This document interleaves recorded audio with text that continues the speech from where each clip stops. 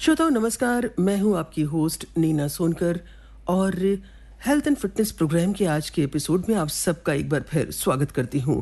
दोस्तों, आज है 1 दिसंबर यानी विश्व एड्स दिवस। एक ऐसा दिन जो न केवल HIV और एड्स के बारे में जागरूक करने का अवसर देता है, बल्कि यौन संचारित रोगों और इनसे जुड़ी सामाजिक भ्रांतियों के खिलाफ एकजुट होने का भी मौका है, क्योंकि यौन संचारित रोगों को लेकर हमारे समाज में कई मिथक और गलतफहमियां हैं, जिनके कारण न केवल रोगियों को परेशानी होती है, बल्कि समय पर सही उपचार भी नहीं मिल पाता है। और आज 100.7 FM रेनबो के स्टूडियोज में हमने आमंत्रित किया है किंग जॉर्ज चिकित्सा विश्वविद्यालय लखनऊ के संक्रामक रोग विभाग के प्रोफेसर डॉक्टर डी हिमांशु जी को, जो नोडल ऑफिसर भी हैं ART सेंटर के इन्फेक्शियस डिजीज के इंचार्ज भी हैं। डॉक्टर डी हिमांशु जी, आपका प्रोग्राम में बहुत बहुत स्वागत है। जी धन्यवाद। जी डॉक्टर साहब, बहुत सारे सवाल हैं मन में। जाहिर सी बात है, एक ऐसा टॉपिक है, हो सकता है कि हमारे श्रोता इस बात पर झिझके कि हमें पूछना चाहिए कि नहीं, तो बेहिचक निसंकोच आप सवाल पूछिए। और हमारे टेलीफोन नंबर से हमेशा की तरह हम आपको बता दें, आज कुछ टेलीफोन नंबर्स में परिवर्तन हुआ है। वो है 22-3-88-45 और 22-3-88-52।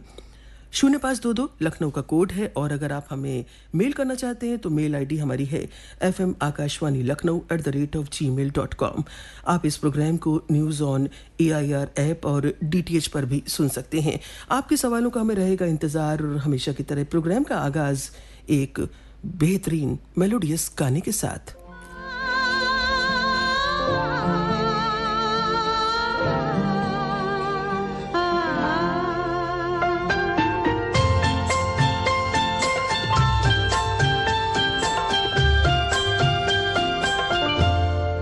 दिल तो है दिल, दिल का एतबार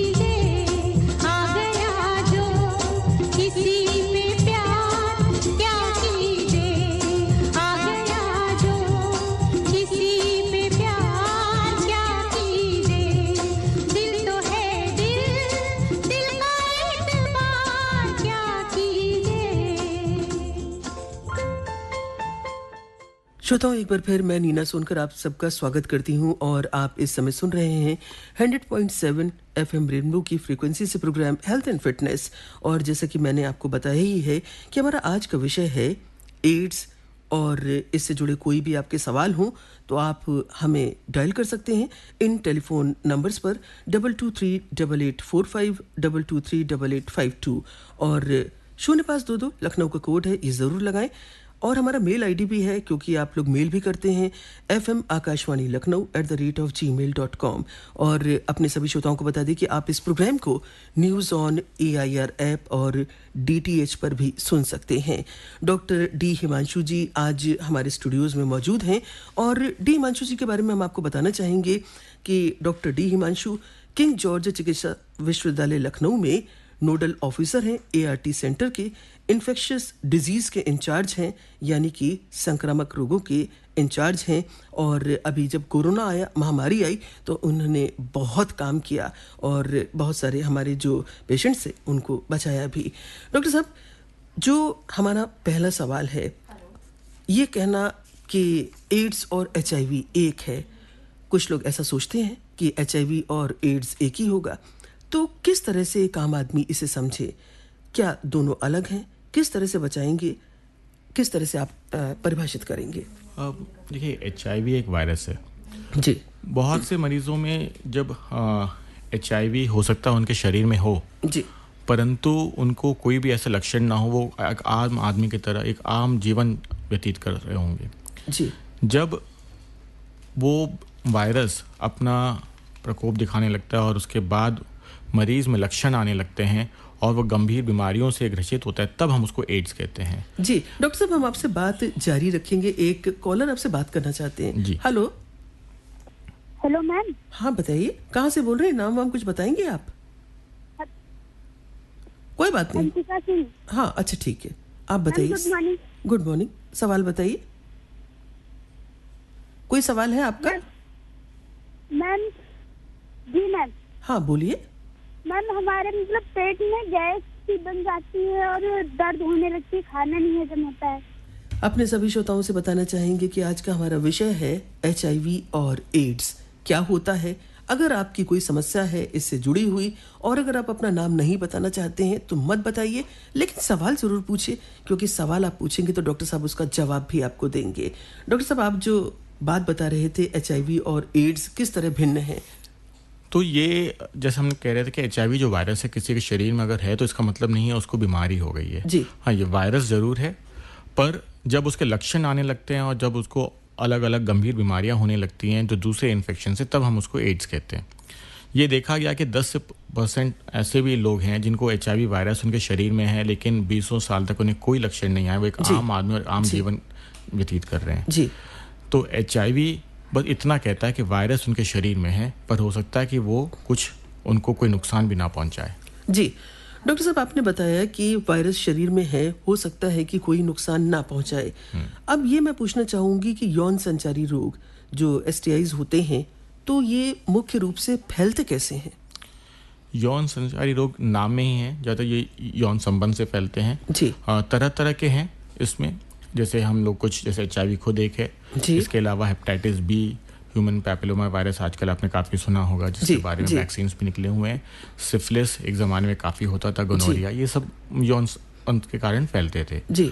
ऐसा नहीं कि जब यौन संचारी रोग सिर्फ उसी से फैलते हैं, कुछ ऐसे हैं तो दूसरे तरीके से भी फैल सकते हैं जी। पर हाँ, ये ज़्यादातर तौर पे यौन संबंध से फैलते हैं जी।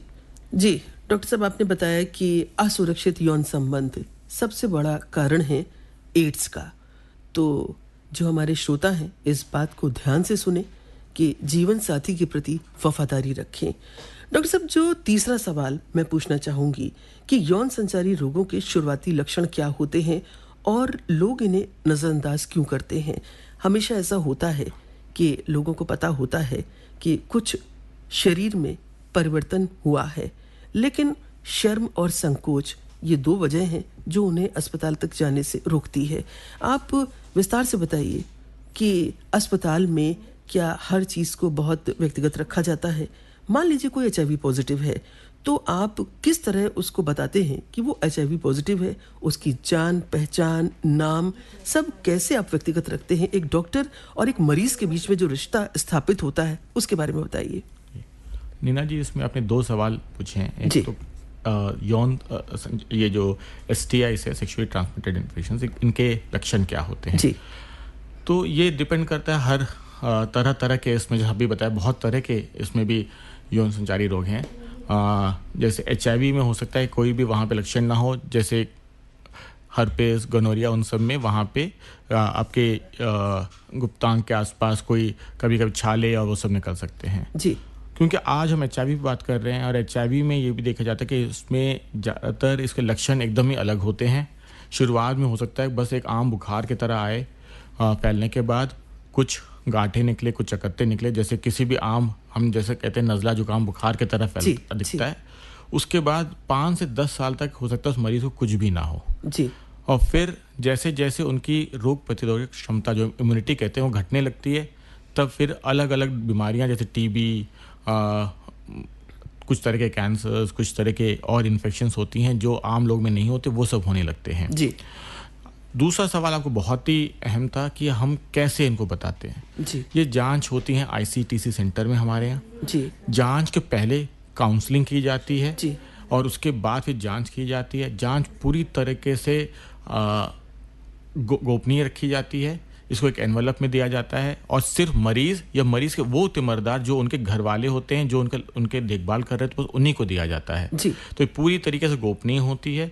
तो जो भी जांच कराते हैं, आप ये उनको ये ध्यान रख, ये परेशान ना हो कि आपके जो भी टेस्ट रिजल्ट किसी और को नहीं पता चल सकता।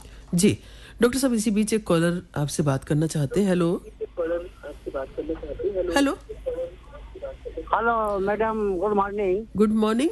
जरा सा अपने रेडियो सेट से दूर हो जाइए। लहरपुर से एजाज अहमद एजाज लहरपुरी बोल रहा हूँ। हाँ जी, नमस्कार, स्वागत है आपका। सवाल कीजिए प्लीज। डॉक्टर साहब से ये मालूम करना कि ये मर्ज पुश्तैनी भी है? पुश्तैनी नहीं है, मतलब जेनेटिक बीमारी नहीं है ये।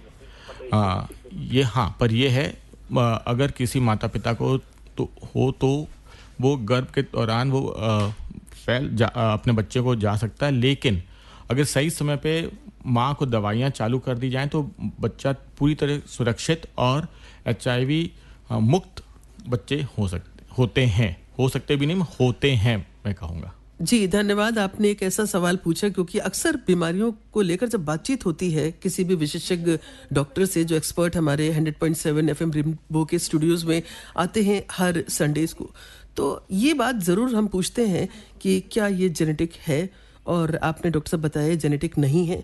बार बार आप विशेषज्ञ डॉक्टर्स बताते हैं कि असुरक्षित यौन संबंधों से ये फैलती है।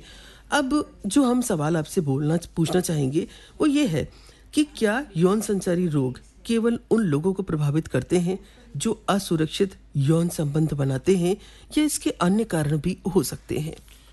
ये जो फिर से मैं ये कहूँगा कि ये एक बहुत बड़ा ग्रुप ऑफ बीमारियां हैं, अलग अलग उसमें रहते हैं। पर हाँ, असुरक्षित यौन संबंध सबसे एक अहम उसमें वो रहता है। लेकिन जैसे HIV को फिर से अगर हम लेते हैं, और भी तरीके उससे जैसे फैल सकते हैं, जैसे हम नीडल्स, जैसे हम होता है रीयूज नीडल्स, जैसे देखा जाता है कुछ जगह पे वही सुई से 4-5 लोगों को लगाया जाता है, तो इस तरह से भी फैल सकता है।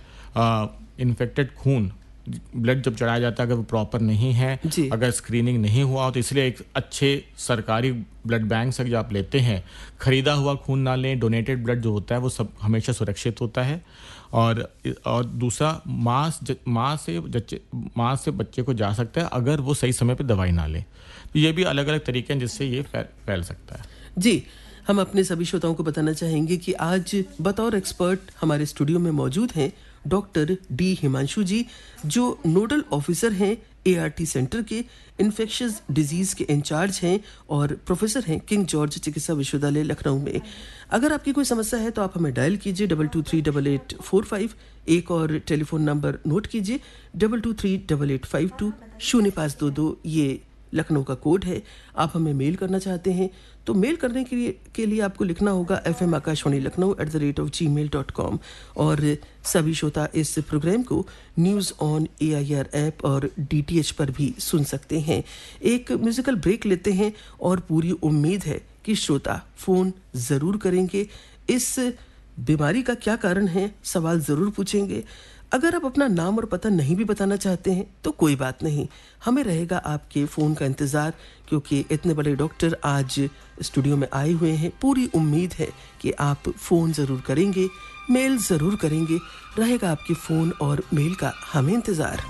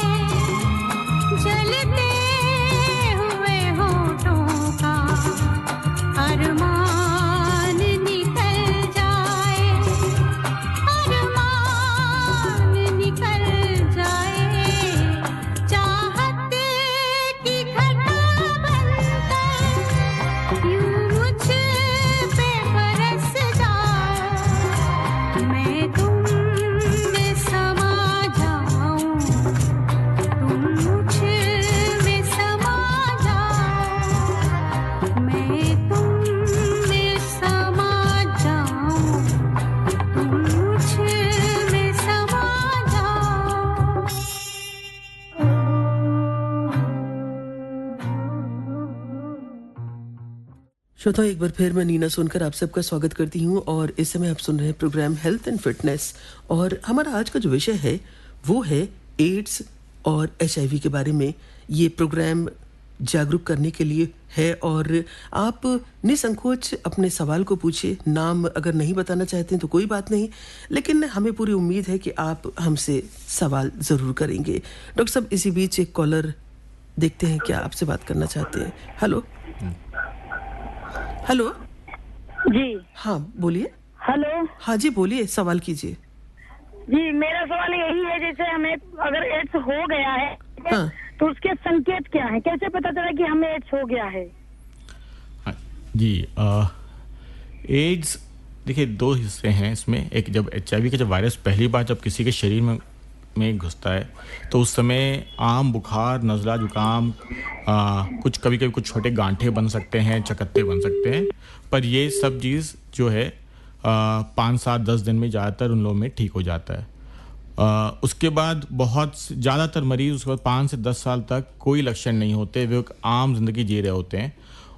और फिर उन लोगों को अलग अलग तरीके के इन्फेक्शन होने लगते हैं, अलग अलग तरीके के, जैसे टीबी का होना या बार बार दस्त होना, बार बार बुखार आना, वज़न घटना, उसके साथ न्यूमोनिया बार बार होना। तो अगर किसी को अगर कोई लक्षण ऐसे बार बार उनको बुखार आ रहा है, तब हम लोग शंका रखते हैं कि कहीं इनको एड्स ना हो।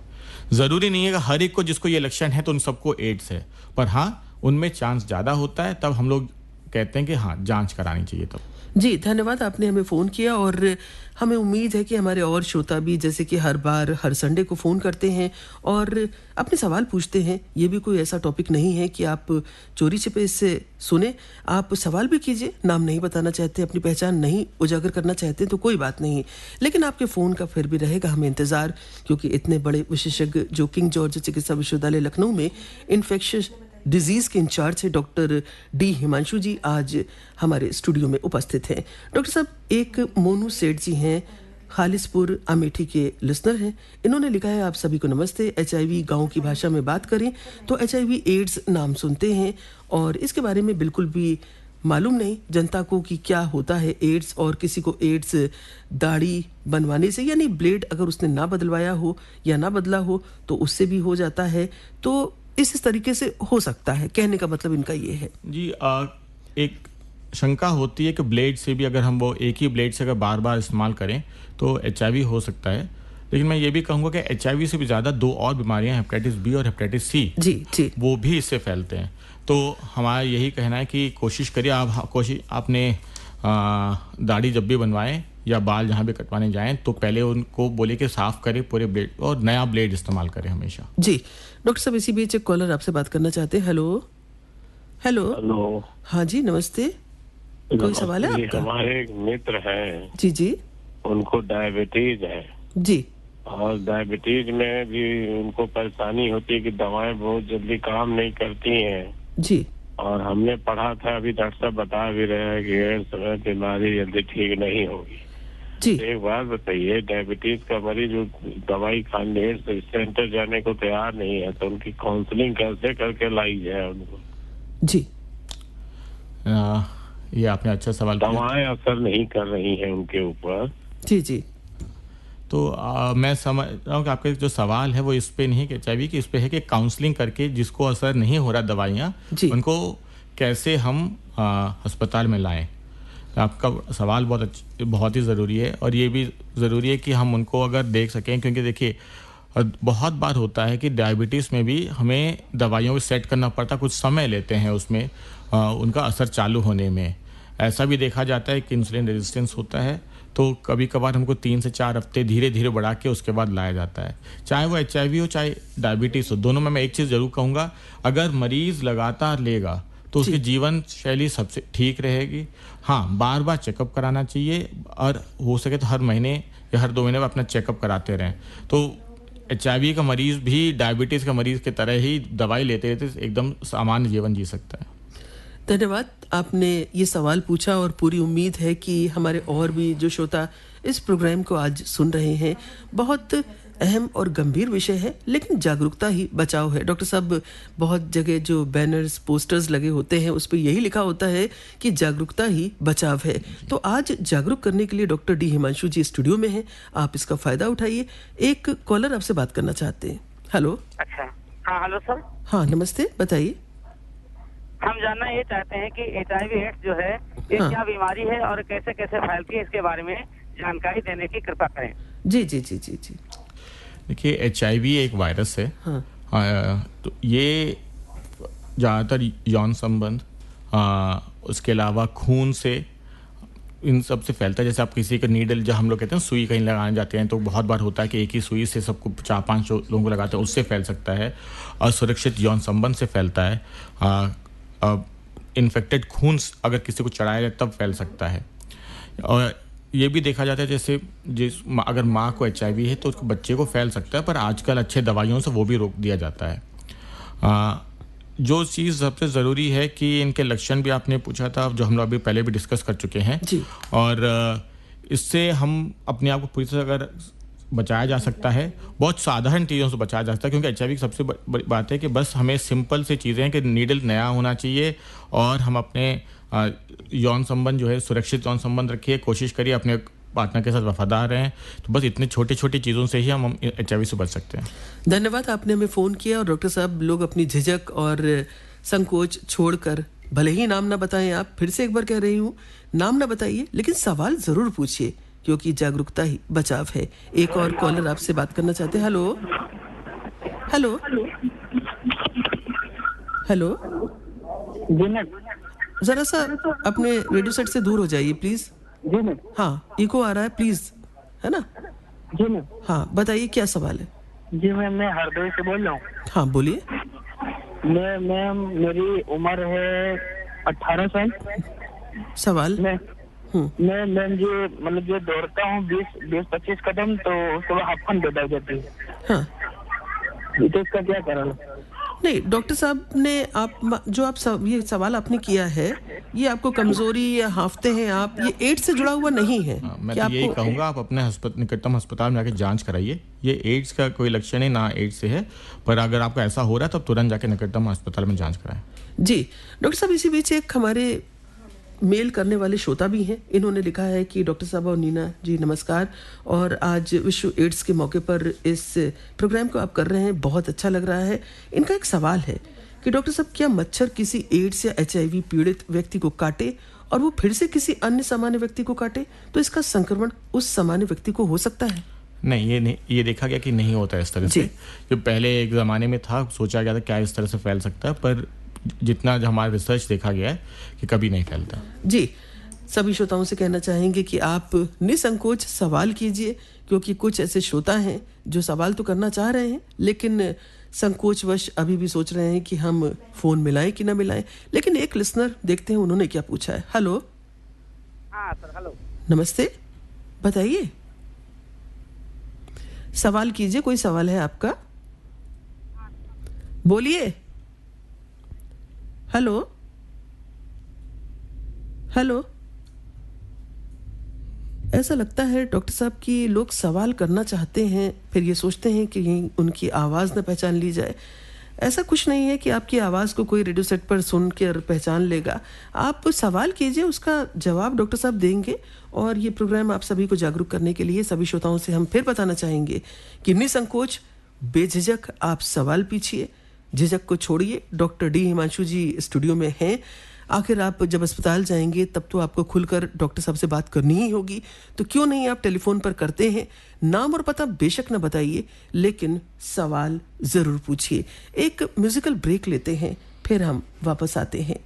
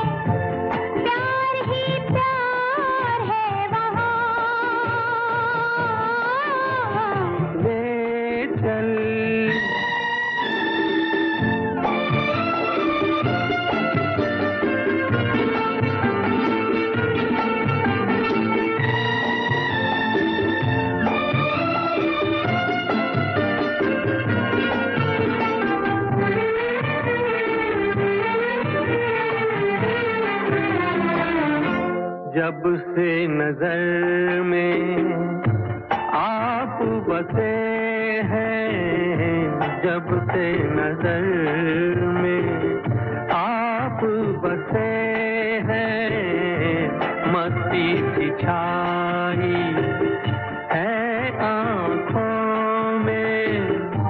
छाई रहे ये मस्ती, बस जाए दिल की बस्ती, महकी रहे वादियाँ।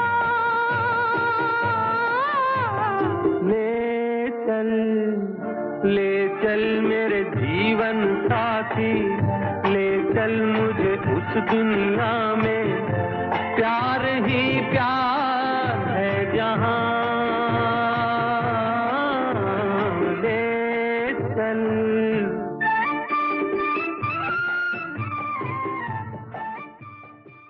श्रोताओ, आप सुन रहे हैं प्रोग्राम हेल्थ एंड फिटनेस, मेरी यानी नीना सोनकर के साथ, और डॉक्टर डी हिमांशु जी आपको बहुत अहम जानकारी दे रहे हैं क्योंकि आज है विश्व एड्स दिवस। आपको भी चाहिए कोई जानकारी तो आप हमें डायल कर सकते हैं हमारे टेलीफोन नंबर से 223845। एक और टेलीफोन नंबर नोट कीजिए 223852 0522, ये है लखनऊ का कोड। और अगर आप हमें मेल करना चाहते हैं तो fm.akashvani.lakhnau@gmail.com पर मेल भी कर सकते हैं। और इस प्रोग्राम को आप न्यूज़ ऑन AIR ऐप और DTH पर भी सुन सकते हैं। डॉक्टर साहब, इसी बीच एक हमारे मेल भेजने वाले श्रोता हैं, संदीप राठौर जी हैं, मियाँगंज ज़िला उन्नाव से। इन्होंने लिखा है कि माँ एड्स पॉजिटिव है और बच्चा पेट में है, तो क्या बच्चे को एड्स हो सकता है? भविष्य में किसी को भी कभी ऐसी बीमारी ना हो। दुआ भी करते हैं। संदीप जी ने बहुत अच्छा सवाल पूछा। हाँ, अगर माँ को एड्स है और बच्चा पेट में है तो हाँ, फैल सकता है। पर एक बहुत अच्छी बात यह है कि जो हमारे साइंस ने इतना तरक्की कर ली, जो दवाइयाँ अभी जो आ रही हैं, अगर सही समय पे शुरू हो जाती है माँ को, तो बच्चा पूरी तरह से सुरक्षित और HIV मुक्त पैदा होते हैं। ये हम लोगों ने देखा है, हमारे यहाँ बहुत सालों से कार्यक्रम चल रहा है जिसमें हम लोग दवाइयाँ देते हैं बच्चा को, और बच्चा एकदम तंदुरुस्त होता है। और हम लोग उस बच्चे को पूरे 18 महीने कम से कम हम उनको फॉलो करते हैं तो चेक करने के लिए। और ये देखा गया कि आज तक हम लोगों ने जितने देखे 3-4 बच्चे जो एकदम उनको छोड़ के ज़्यादातर सारे बच्चे HIV मुक्त ही पैदा हुए हैं जी। और वो जो 3-4 बच्चे भी हुए थे वो इसलिए हुए थे कि माँ बहुत देर से आई थी, शायद आखिरी के जो 9वें महीने में आई थी, इसलिए हम लोग ना बचा पाए उनको जी। इसलिए मैं ये भी एक बात कहूँगा कि अगर कोई गर्भवती महिला, गांव में देखा जाता है बहुत बार देर से आते हैं, वो अपने निकटतम स्वास्थ्य केंद्र में जाके एंटीनेटल क्लिनिक में ज़रूर जाएं। अगर वहाँ पे पहले से अगर रजिस्टर हो जाती हैं तो इनको दवाइयाँ तुरंत दिया जा सकता है। जी डॉक्टर साहब, एक सवाल अब मैं जो आपसे पूछना चाहूँगी, आप HIV के बारे में विस्तार से बताइए, क्योंकि अभी एक कॉलर ने हमें फ़ोन किया, उन्होंने कहा हम विस्तार पूर्वक जानना चाहते हैं कि HIV होता क्या है, कैसे समझे? जी हाँ, उन्होंने पूछा एक बड़ा, ये भी एक अच्छा सवाल था कि HIV जो है एक वायरस है। हाँ। और इसकी एक खास बात यह है कि जो हमारी जो इम्यून सेल्स हैं जी, ये उसके अंदर जाके बैठ जाता है जी, और वहीं पे वो हमारे सेल के अंदर जुड़ जाता है एक तरीके से। और जब जब हमारे सेल में बढ़ोतरी आती है, वो अपना वायरस भी अपना मात्रा बढ़ाता चला जाता है और धीरे धीरे धीरे ये हमारे इम्यून सेल को ही तोड़ते तोड़ते उनको कम कर देता है, और जिसके कारण हमारी इम्यूनिटी कम हो जाती है। और फिर दूसरे इन्फेक्शंस अलग अलग, जैसे TB है, जैसे न्यूमोनिया है, जैसे हम ये मान के चलेंगे जैसे बार बार दस्त होना, इस तरह के इन्फेक्शंस जो है ये ज़्यादा होने लगते हैं। तो एक तरीके से जो HIV जो है हमारे ही इम्यून सेल में जाके बैठ के कम कर देता है, और ये इसकी बड़ी बात है। और इसीलिए मुश्किल भी हो जाता है इसको पूरी तरह से हटाने में। हम उसको रोक कम कर सकते हैं पर पूरी तरह से इसको क्योर नहीं कर पाते, क्योंकि वो हमारी इम्यूनिटी के सेल में ही जुड़ जाता है वो। जी डॉक्टर साहब, HIV में जब आप बात इतनी अहम विषय पर कर रहे हैं तो ये पूछना बेहद ज़रूरी है, क्योंकि दिन प्रतिदिन मेडिकल साइंस एडवांस होती जा रही है। तो क्या नई दवाइयाँ आई हैं और ये सेल्फ टेस्टिंग किट्स क्या हैं, इसके बारे में बताइए। देखिए, HIV की एक सबसे बड़ी बात है कि काफ़ी हमने प्रोग्रेस किया है और एक बहुत ही पॉजिटिव चीज़ है। मुझे याद है जब हम मेडिकल साइंस में आए थे, ये 1990s की बात है, जब HIV को एकदम ऐसे देखा जा रहा था जैसे कि कुछ भी संभव नहीं हो पाएगा। अब हमारे पास जो दवाइयाँ हैं वो साइड इफ़ेक्ट्स भी उनके बहुत कम हैं, वो वायरस को बहुत अच्छे से दबा देती हैं। बल्कि हमारे यहाँ जो सेंटर है हमने देखा है कि 98% से भी ऐसे ज़्यादा लोग हैं जिनको पूरी तरीके से ये वायरस को दबा देता है। हाँ, क्योर नहीं करता पर इतना दबा देता है कि उसमें कोई लक्षण नहीं आते। नई और जो आ रही हैं जिसमें ऐसे इंजेक्शंस भी आ रही हैं जो कि एक बार लगाने में 2-2 महीने या इवन 6 महीने तक भी, जो आने वाली कल में हो सकता है ऐसे इंजेक्शन जल्दी ही आ जाएंगी कि 6 महीने तक एक बार इंजेक्शन लगाएं, फिर आप 6 महीने तक आप आराम से काम कर सकते, फिर अगला इंजेक्शन 6 महीने पे लगे। तो ये सारी चीज़ आ रही हैं, तो हो सकता है आने वाली कल में हमारे पास क्योर भी हो सकता है। और सेल्फ टेस्टिंग किट्स बहुत ज़रूरी हैं। इससे क्या होता है कि कोई, जैसा आपने देखा कोविड में बहुत लोग अपना खुद का टेस्ट करते थे, बिल्कुल, तो बहुत से लोग ऐसे हैं जो डरते हैं आने के लिए, तो एक स्क्रीनिंग के लिए अपना जो सेल्फ टेस्टिंग किट से टेस्ट कर सकते हैं। तो ये भी किट्स जो हैं बहुत तरह की बीमारी, स्पेशली HIV और हेपेटाइटिस C, इन सब के लिए वो जल्दी आने वाली हैं। जी डॉक्टर साहब, आपने इतनी अच्छी अच्छी बातें बताई और लोग जागरूक भी हो ही रहे हैं। और हम आपसे एक बात पूछना चाहेंगे, जैसे अभी हमारे कुछ लिसनर्स जो हैं झिझक है, उनको फ़ोन करते हैं लेकिन अपना सवाल नहीं पूछ पा रहे हैं, लेकिन जब वहाँ आते हैं आपके पास तो किस तरह से आपके और उनके बीच में एक ऐसा रिलेशन बनता है कि उनको सब कुछ बताना ज़रूरी क्यों है? नहीं तो वो कभी नहीं बता पाएंगे और कभी ठीक नहीं हो पाएंगे और असमय हो सकता है कि वो कुछ भी हो सकता है उन्हें। देखिए, ये आम बात है, कभी भी एक डॉक्टर पेशेंट रिलेशनशिप एक दिन में नहीं बनता है, ये समय से बनता है। जी। तो जो हमारे यहाँ भी आती हैं, जो पहले जांच के टाइम पे काउंसलर्स होते हैं, वो काउंसलिंग करते हैं, फिर जांच का टेस्ट होता है, फिर उसके बाद हमारे ART सेंटर पे भी काउंसलर्स होते हैं, फिर वो काउंसलिंग करते हैं, फिर डॉक्टर के पास आते हैं, फिर हम लोग भी उनसे डिस्कस करते हैं। तो ये मल्टीपल स्टेप्स है, इससे उनके अंदर भी कॉन्फिडेंस बनता है। फिर हम लोग जैसे जैसे इलाज करने चलते हैं तब उनको ज़्यादा उनके अंदर कॉन्फिडेंस आता है। तो मैं ये मानता हूँ कि ये एक रिलेशनशिप जो धीरे धीरे ही बनेगा, और बस ये है कि हमें ओपन होकर अपने आप को आके खुल के डिस्कस करना चाहिए। जी, बेझिझक और निसंकोच अपने सवाल डॉक्टर से पूछने चाहिए। और हमें अभी भी है आपका इंतज़ार, लेकिन इंतज़ार की घड़ियां खत्म हो गई। एक कॉलर हमसे जुड़ रहे हैं। Hello hello. जी हेलो। हाँ जी, नमस्ते, बताइए, सवाल कीजिए। हाँ, मेरे डॉक्टर साहब से ये सवाल है कि हम लोग जब भी हम इंटरकोर्स करते हैं जी फिजिकली, तो थोड़ा जब वो ज्यादा वायलेंट हो जाते हैं तो मेरे बहुत ही ज्यादा पेन होता है, वजाइना मतलब बहुत ड्राई हो जाता है। तो क्या इसकी, मैंने नेट पे देखा था तो उसमें बता रहा था कि ये उसका एड्स का या HIV का लक्षण हो सकता है, पेन और ड्राइनेस। नहीं, तो क्या ये नहीं, आप परेशान मत हो, ये लक्षण नहीं होता, ये एक डिस्पेरिनिया होता है। ये एक ज़्यादातर ड्राइनेस कुछ हार्मोनल उसके कारण भी हो सकते हैं। दूसरी चीज़, हाँ, कभी कभी माइल्ड दूसरे STI इन्फेक्शंस होते हैं, उनसे हो सकता है। ये आप परेशान मत हो, ये HIV का लक्षण नहीं होता। धन्यवाद, आपने हमें फ़ोन किया। और सभी श्रोताओं से कहेंगे कि आप भी फ़ोन कीजिए। मेल हमारे पास आ रहे हैं, फ़ोन भी आ रहे हैं, लेकिन अभी भी लोग संकोच कर रहे हैं। निसंकोच सवाल पूछिए, अभी भी समय है प्रोग्राम में। डॉक्टर साहब, आपके विभाग में किंग जॉर्ज चिकित्सा विश्वविद्यालय लखनऊ में किस तरह की जो आपकी तैयारी है, क्या कुछ नया है? क्योंकि दिन प्रतिदिन आप लोग रिसर्च करते हैं, देश दुनिया में जाते हैं और एक दूसरे से इस बारे में बात करते हैं कि कैसे HIV एड्स के मरीजों को जल्दी ठीक किया जाए, और क्या कुछ नया हुआ है? क्या नया बताना चाहेंगे आप? देखिए, हमारे यहाँ ये हमारा सेंटर है, ये इस देश के काफ़ी पुराने सेंटरों में से है, 2005 से चल रहा है, और हमारे यहाँ काफ़ी सारे कार्यक्रम भी चलते हैं। इसमें से जो रिसर्च में हम लोगों ने, जैसे अभी सेल्फ टेस्टिंग किट्स की बात की थी, अभी हम लोगों ने हेपेटाइटिस C के लिए सेल्फ टेस्टिंग किट्स के लिए पूरी जांच की थी, पूरी UP में भी किया था और एक और प्रदेश में मिज़ोरम में भी किया गया था। इसके अलावा हम कोशिश करते हैं कि हमारा जितना जो हम इलाज जो पहुंचा सके सबको पहुंचा सकें। इसलिए हाल फिलहाल में हम लोगों ने ये भी कोशिश किया, वो जो समाज से जो डरते हैं आने से, उनके लिए एक अलग से OPD, जैसे हमारे LGBT और जो हम लोग कहते हैं जो बहुत बार झिझकते हैं आने के लिए अस्पताल में, उनके लिए अलग से एक हर महीने के आखिरी बृहस्पतिवार को हम लोगों ने एक OPD चालू करी है। इस महीने से चालू हो जाएगा, ताकि वो आएँ, अपने जांच कराओ, एक ही जगह से सारा जो भी इनसे रिलेटेड इलाज है सब कुछ हम वहीं पे करेंगे। तो ये सब कार्यक्रम है ताकि हम कम जितना हो पाए अपने मरीजों को फ़ायदा करा सकें, और आगे भी ऐसे और भी चीज़ करते रहेंगे। जी डॉक्टर साहब, यौन संचारी रोगों के प्रति समाज में जो स्टिग्मा है, एक कलंक के रूप में लोग देखते हैं, उसे कैसे दूर किया जाए? क्योंकि घर परिवार एक तरह से उपेक्षित हो जाता है, किसी को भी पता चलता है, रिश्ते नातेदारों को, कि इसके घर में कोई एड्स का रोगी है, तो ये एक बहुत विचित्र स्थिति हो जाती है कि आप समाज से कट जाते हैं। तो आप क्या कहना चाहेंगे? देखिए, HIV से डरिए, HIV के मरीज से ना डरिए, क्योंकि HIV का मरीज जो ऐसा है वो उससे दूसरे को ऐसे ना हवा से फैलता, ना छूने से फैलता, ना उनके साथ बैठ के खाना खाने से फैलता है। इसके फैलने का हमने पहले डिस्कस किया था कि कुछ तरीके होते हैं, उनको छोड़ के बाकी किसी तरह से फैलता नहीं है। हमें इनको एक्सेप्ट करके चलना चाहिए कि आज के ज़माने में HIV के जितने जो दवाइयाँ आ गई हैं, इससे वो जैसे एक डायबिटीज़ और हाइपरटेंशन, एक श्रोता ने भी पूछा था, तो उसी तरीके से लंबे तौर पे दवाई चलेंगी, लेकिन बाकी वो आम जिंदगी जी सकते हैं। तो डरने से कोई फ़ायदा नहीं है और हमें कोशिश करना चाहिए इनको भी सोसाइटी में साथ में ही वो रहें।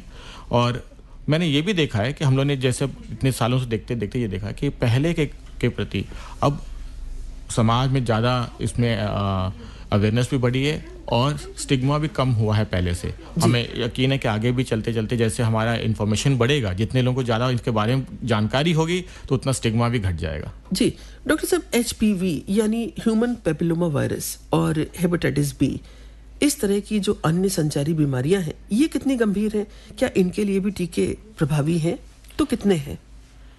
हेपेटाइटिस B और HPV भी बहुत ही गंभीर बीमारियां हैं, इनसे एक तरीके कैंसर्स हो सकते हैं।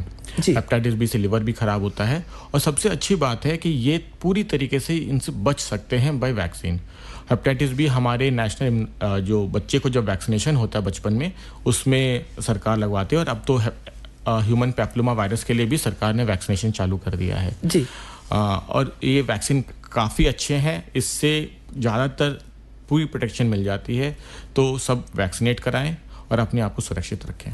जी डॉक्टर साहब, इसी बीच एक मेल हमारे पास और आया है। इसमें जो मेल जिन्होंने किया है, मीनाक्षी जी ने, उन्होंने लिखा है कि जब हम दांत के किसी इलाज के लिए जाते हैं तो कई बार डॉक्टर्स एड्स या HIV की जांच कराते हैं, तो क्या उस व्यक्ति को अलग से इसकी जांच कराने की आवश्यकता है?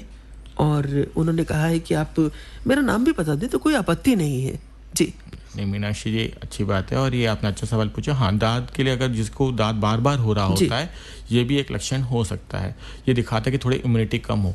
ज़रूरी नहीं है कि सिर्फ HIV में हो, इस शुगर के मरीजों में भी होता है, जहाँ पे आप देखोगे कि बार बार फोड़े बनना, ज़्यादा बार बार ये दाद होना, ये सब हो सकते हैं। पर हाँ, HIV में भी हो सकता है, इसीलिए डॉक्टर लोग जांच कराते हैं इसमें। जी डॉक्टर साहब, HIV संक्रमण के लिए आधुनिक उपचार जैसे कि एंटी रेट्रोवायरल थेरेपी ART के बारे में बताइए। क्या इससे मरीज सामान्य जीवन जी सकता है? जी एकदम। ये एंटी रेट्रोवायरल थेरेपी जो 2005 में यहाँ पे चालू हुआ था, हार्ट उसे में कहा जाता था, HART, और आजकल जो नए वाले जो ART आ गए हैं, इनसे आम जिंदगी भी जी सकते हैं, इनके साइड इफेक्ट्स भी बहुत कम हैं। और हमारे यहाँ ये मान के चलिए 4000 से ऊपर मरीज हम सिर्फ हमारे सेंटर पे हैं, और बहुत आम जिंदगी आराम से जी रहे हैं, जैसे नॉर्मल ज़िंदगी जी रहे हैं।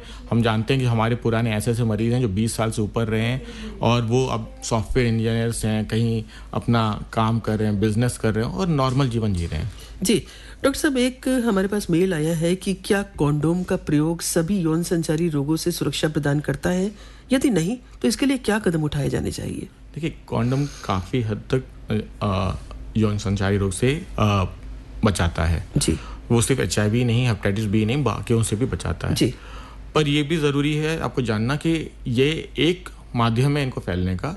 अलग माध्यम भी, जैसे अभी बात हुई है, जैसे खून का, नीडल्स का, टैटू जो आजकल है, उनसे भी लोग जो कराते हैं, जो बहुत बार वो एक ही नीडल से सब करते रहते हैं, इनसे भी फैलते हैं।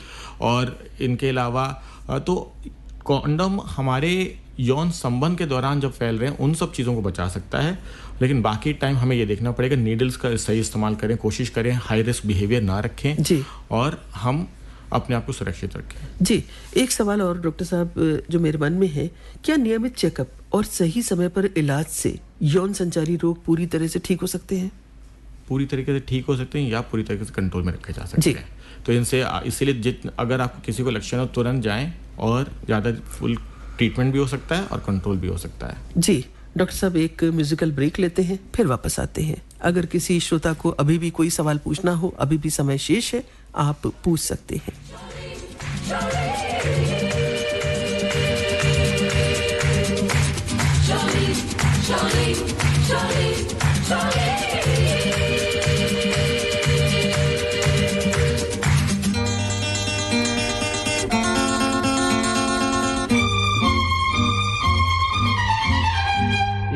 रास्ता है जिंदगी जो थम गए तो कुछ नहीं, एक रास्ता है जिंदगी जो थम गए तो कुछ नहीं, ये कदम किसी मुकाम पे जो जम गए तो कुछ नहीं, एक रास्ता है जिंदगी जो थम गए तो कुछ नहीं।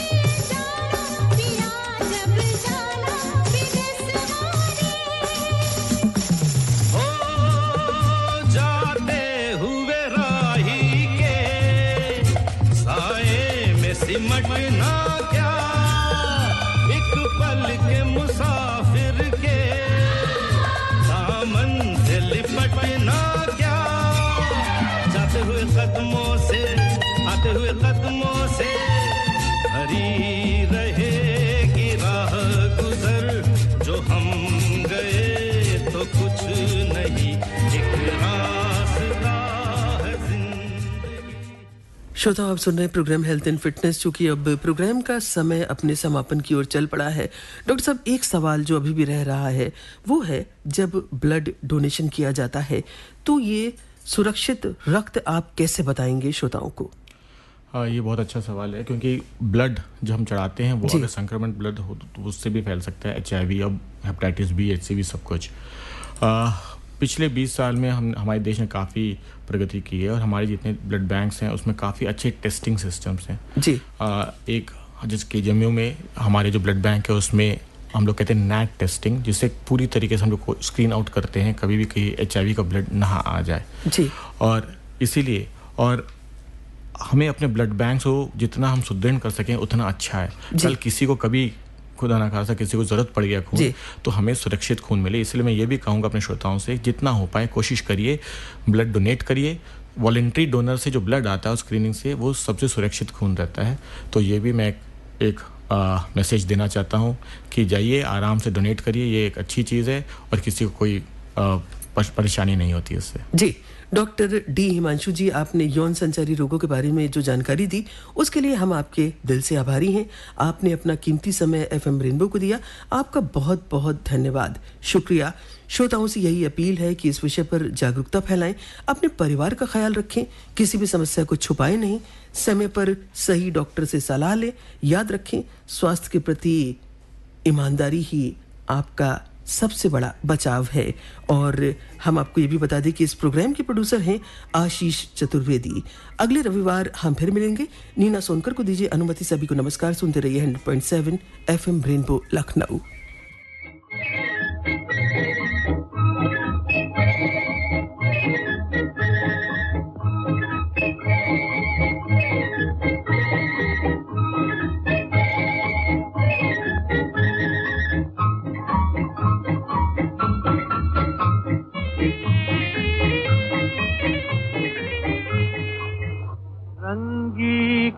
नारंगी कहें,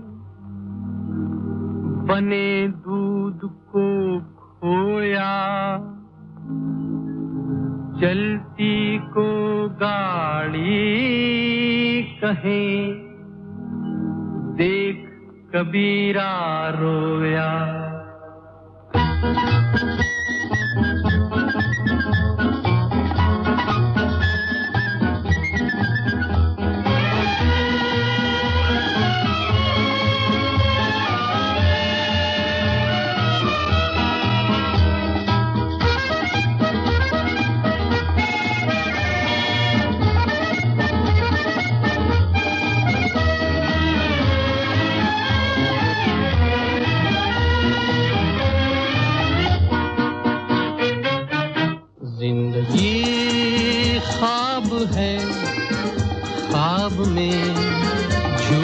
क्या और भला सच है क्या, जिंदगी ख्वाब है, ख्वाब में झूठ क्या।